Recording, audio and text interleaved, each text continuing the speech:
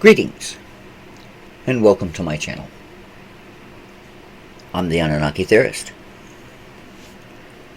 Today I'm going to go ahead and continue my series into the maze, the Tablets of Destinies.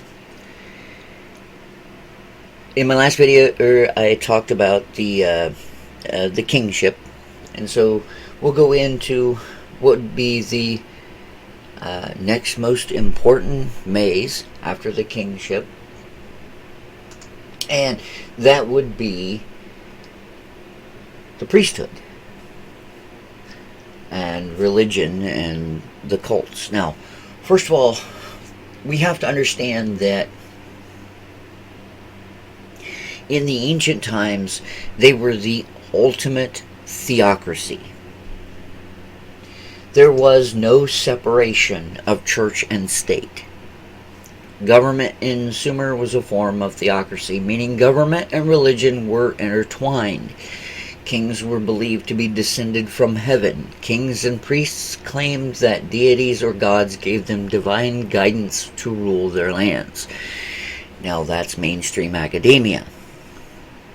When we look at the Sitchin thesis, we look at the Anunnaki theory, we're told that civilization was ruled by those that were given that right by the Anunnaki. Okay, so we come back here, and of course these are the maze that are taken from the epic of Inanna and Enki. So it's ones that we know about. Again, Zechariah Sitchin could have had access to others, but I'm going with the ones that we know about. Okay, so you have these various priestly offices. I'm going to use an example. I'm here in the United States, so those of my listeners that are from other countries and you don't understand how our government system works, just give you a little bit of a civics lesson here. Okay, so we have the executive branch. This is where the president sits. Okay, so the president would be the king, which is what I talked about in my last video, the kingship. And then the president has his cabinet, and these are his advisors. These are the Secretary of the Interior, the Chief of Staff, the Secretary of Defense, so on and so forth. Okay, so because ancient civilization was a theocracy, the advisors to the king would be these priestly offices. It's an office. It's not necessarily type of priest or whatever. It's an office. And so these would be responsible for different aspects of the theocratical society. Okay. All right. So the priests, they had essentially two jobs. Okay. The first job was what most of our priests and pastors and ministers and things like that do nowadays.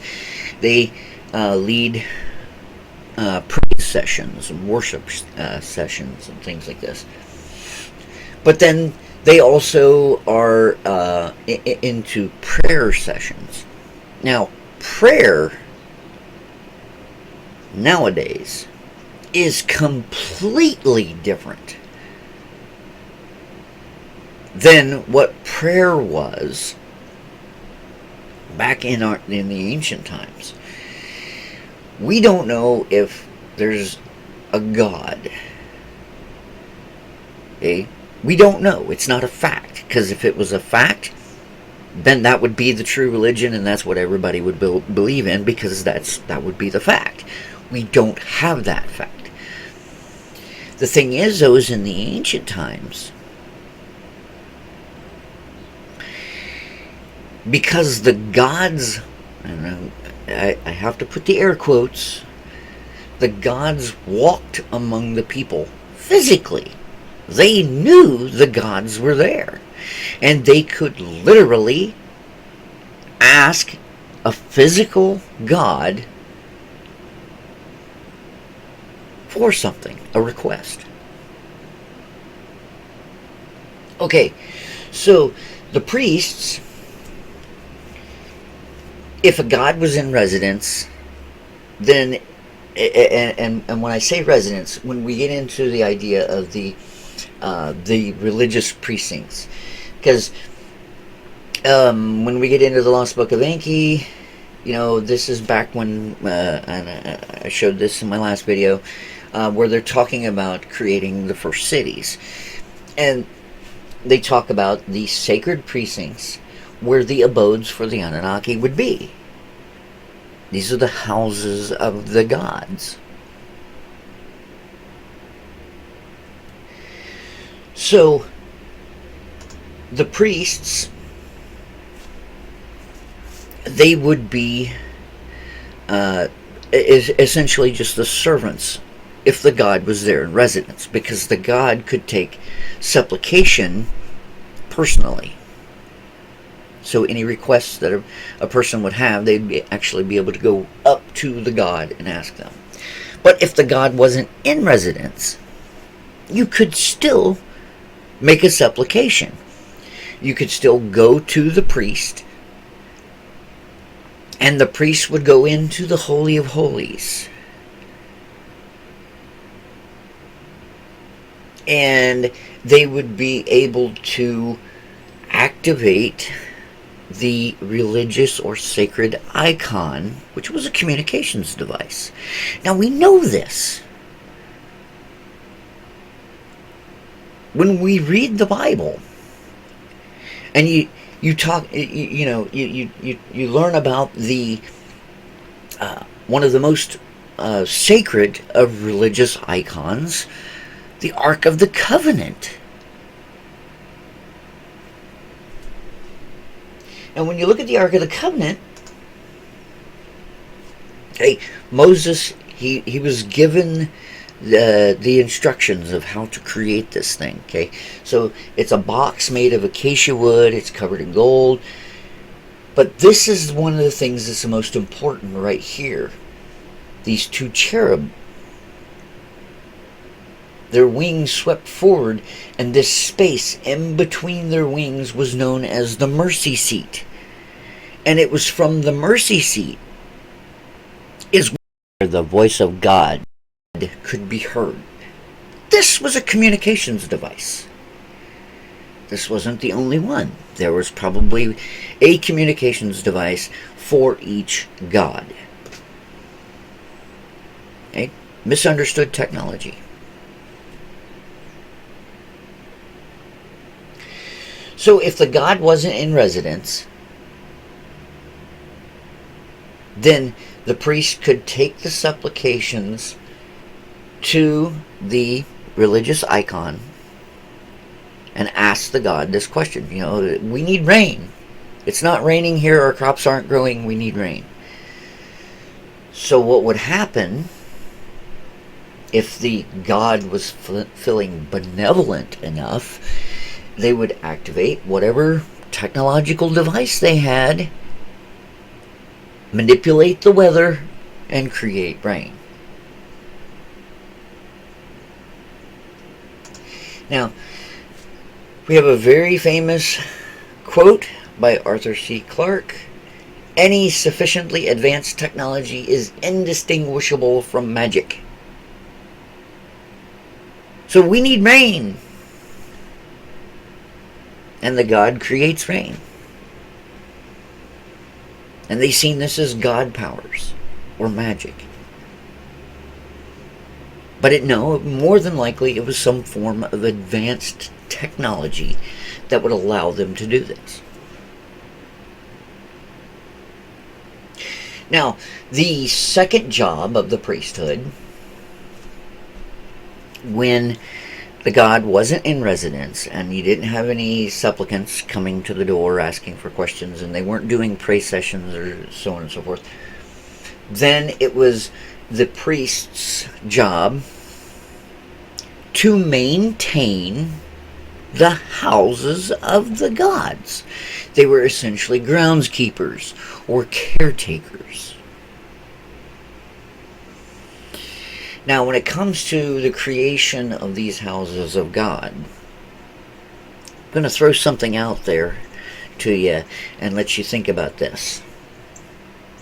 When you look at tabernacles, or you look at cathedrals, or you look at temples, or just your standard run-of-the-mill church, as long as it's an actual church and not a house that's been converted into a church.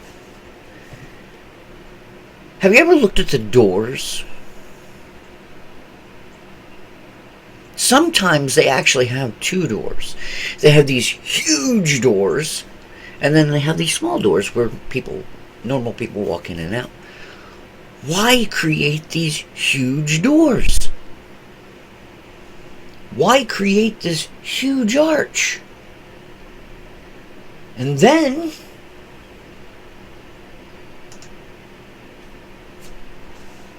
this is Petra, Jordan.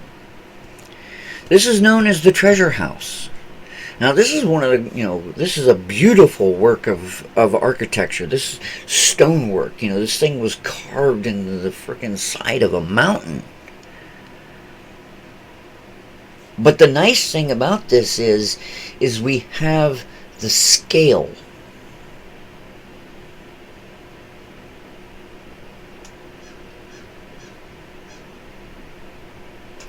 When we look at the people down here, these itty-bitty little people down here, and then you have this huge frickin' door.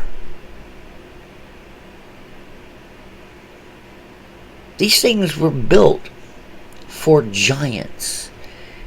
And the gods, the Anunnaki, they were giants here on Earth. So just think about that. Okay. I'm going to get into one final thing when it comes to, and it's not religion, it has to do with essentially cult. Now, cult, it just means gathering, okay? But I'm not going to go a whole lot into it, because I am going to go into it in depth when I get into the incarnations of Inanna. But we get into things that have to do with the cult of Inanna. And this is where we get into the eunuch. And what is a eunuch? A male who's been castrated. Okay, so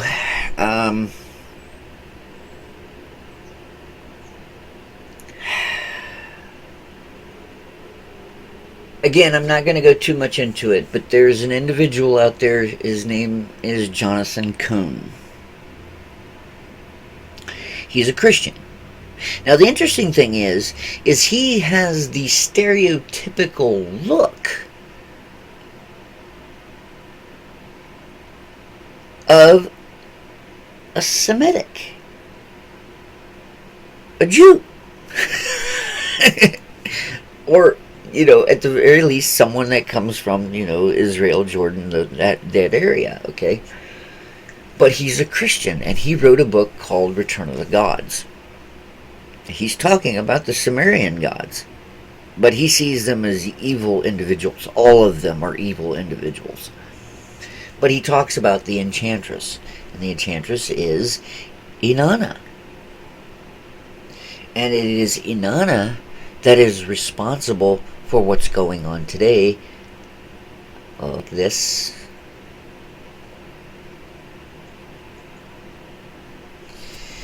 But one of the things that we have to understand about Inanna is we get this, and this is one of the Mays. We get into what is known as sacred prostitution.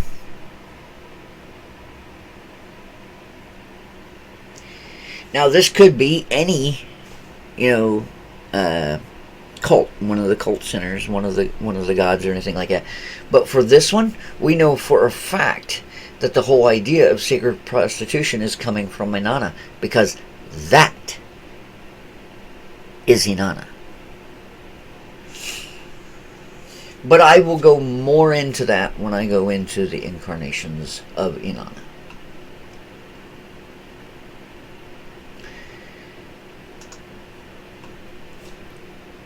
But that's the cults, the priesthood, and what we would classify as religion. Because, like I said, religion for them, there was no such thing. It was just their way of life. I'm the Anunnaki Theorist.